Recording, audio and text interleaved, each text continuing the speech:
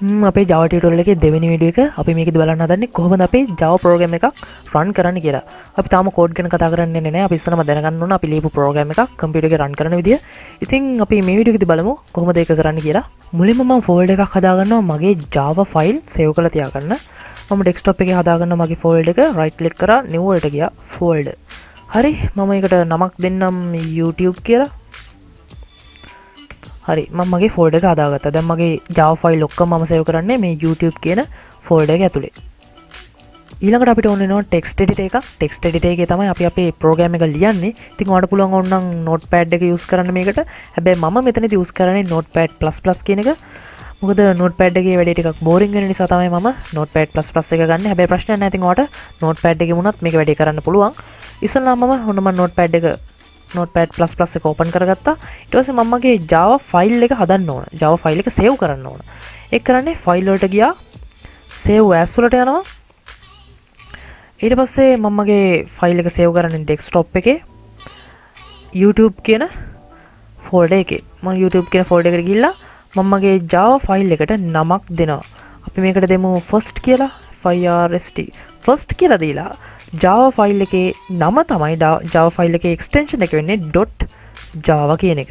ඉතින් මේ විදිහට file එකේ නම දීලා .java කියන extension එක දීලා මම save කරගන්නවා. දැන් අපි ලෑස්ති වෙන්නේ Java වලින් hello world program එක හදන්න. hello world program එක කියලා කියන්නේ අපි program එක run කරාට පස්සේ අපිට hello world කියලා output එකක් එනවා.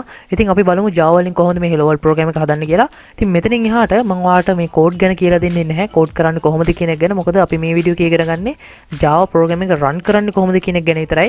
ඉතින් ඔයාලට තියෙන්නේ මේ වීඩියෝ එක බලාගෙන මම මේ code කරන විදිය බලාගෙන ඔයාලට ඔයාගේ notepad එකේ type කරන්න තමයි තියෙන්නේ. අපිට ඉස්සරහට එන වීඩියෝ එකේදී බලන්න පුළුවන් කොහොමද මේ කෝඩ් වැඩ කරන්න කියන එක.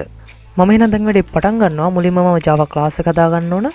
public class first. මෙතන මේ first කියලා මම දුන්නේ මගේ Java file එකේ නම. මොකද මම මගේ Java file එක save කරේ first කියලා. එතකොට එතන මම save කරපු නමේ ඔක්කොම තිබ්බේ අකුරු simple වලින්. ඉතින් මම මෙතනත් දෙන්න ඕන simple වලින්ම first කියලා. එතකොට දැන් ඔයාලා මොකක් හරි වෙන නමකින් save කරනවා නම් ඉතින් ඒ නමම ඒ විදිහටම මෙතන ඔයා දෙන්න ඕනේ. එතකොට මතක තියාගන්න ඕනේ Java කියලා කියන්නේ case sensitive language එකක්. ඉතින් ඒ නිසා නමටත් මේ language එක case sensitive වෙනවා. ඒ නිසා නම ඒ විදිහටම ඔයා මෙතන type කරන්න ඕන. හරි ඊට පස්සේ මම මේ වගේ සංගල වරහනක් දාගන්නවා. ඒක ඇතුළට ඊට පස්සේ එනවා. ඇතුළට ඊට පස්සේ මම මගේ main method එක හදා ගන්න ඕන. public static void main. මේ හැම වචනයකටම තේරුමක් තියෙනවා. ඉතින් අපිට ඒක ඉස්සරහට එන වීඩියෝ එකේ ඉගෙන ගන්න පුළුවන්. ඊට පස්සේ main එකෙන් පස්සේ මම මේ වගේ වරහනක් දාලා ඒක ඇතුලේ string කියලා type කරනවා. string කියලා type කරද්දි මතක තියාගන්න ඕනේ පළවෙනි අකුර capital වලින් තමයි type කරන්න ඕන. capital S string string space args ඊට පස්සේ කොටු වරහනක් දානවා. ඊට පස්සේ වරහනෙන් එළියට ඇවිල්ලා නැවත වතාවක් සංගල වරහනක් මම ඕපන් කරගන්නවා. ඒක ඇතුළේ ඊට පස්සේ මම type කරනවා system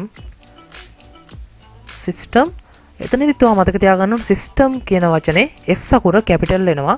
system.out.println ඊට පස්සේ වරහණක් දාලා semicolon එකකින් ඒක ඉවර කරගන්නවා. ඊට පස්සේ මට මේ වරහණ ඇතුලේ උඩු කොමා දාලා ඒ උඩු කොමා ඇතුලේ කියන්න පුළුවන් hello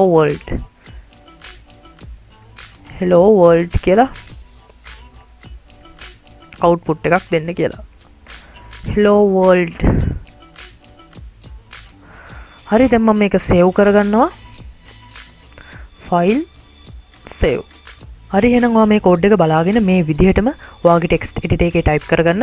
ඔයාලට හෙල්ප් එකක් විදිහට මම පල්ලෙහා කමෙන්ට් සෙක්ෂන් එකේ කමෙන්ට් එකක් විදිහට මේ කෝඩ් එක දාලා තියෙනවා. එතකොට ඔයාලට පුළුවන් මේ කෝඩ් එක බලාගෙන ඔයාගේ කෝඩ් එක හරියටම හදාගන්න. දැන් අපිට මේක ඕනේ වෙන්නේ නැහැ. මම මේක මෙතනින් අයින් කරනවා.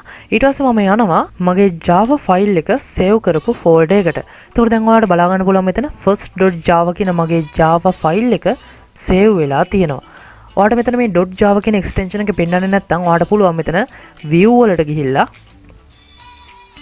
file name extension කියන මෙතනින් tick එකක් දාගන්න. ඊට පස්සේ ඔයාලට ෆයිල් එක්ස්ටෙන්ෂන් එක බලා ගන්න පුළුවන්. ඊළඟට අපි මේ හදාගත්තු Java program එක අපි run කරලා බලන්න ඕන.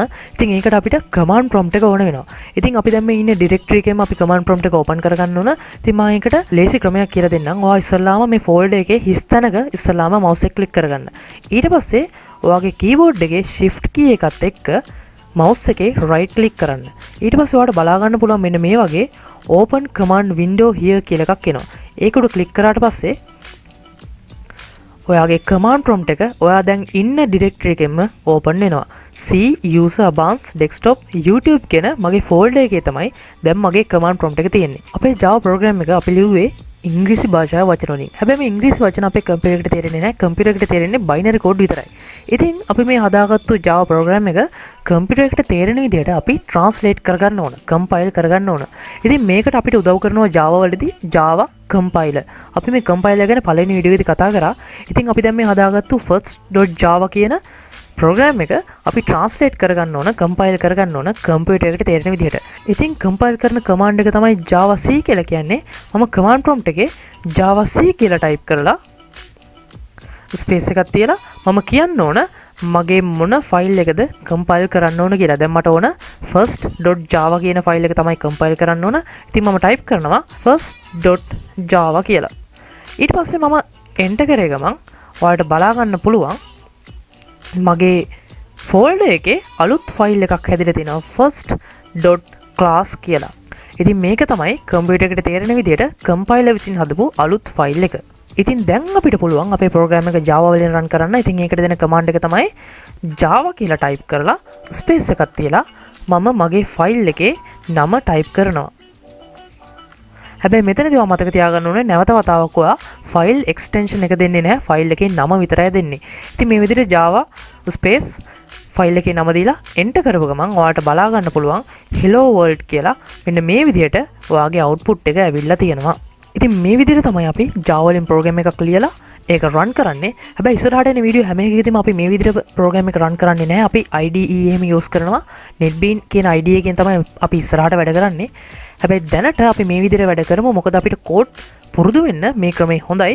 මුල් වීඩියෝ ටිකේ විතරක් අපි මේ විදිහට කරමු. හැබැයි ඉස්සරහට අපි NetBeans කියන IDE එක use කරනවා. හරි එහෙනම් අපි ඊළඟ වීඩියෝ එකේ ඉඳලා කෝඩ් කරන්න පටන් ගමු. මේ වීඩියෝ එක හොඳයි නම් ලයික් කරන්න. ඒ වගේම ඔයාගේ ප්‍රෝග්‍රෑමින් ඉගෙන ගන්න අනිත් යාළුවන්ටත් බලන්න මේ වීඩියෝ එක ෂෙයා කරන්න. ඒ වගේම මතක ඇතුව channel එක subscribe කරන්න. අපි ඊළඟ වීඩියෝ එකෙන් ඉක්මනටම හම්බෙමු.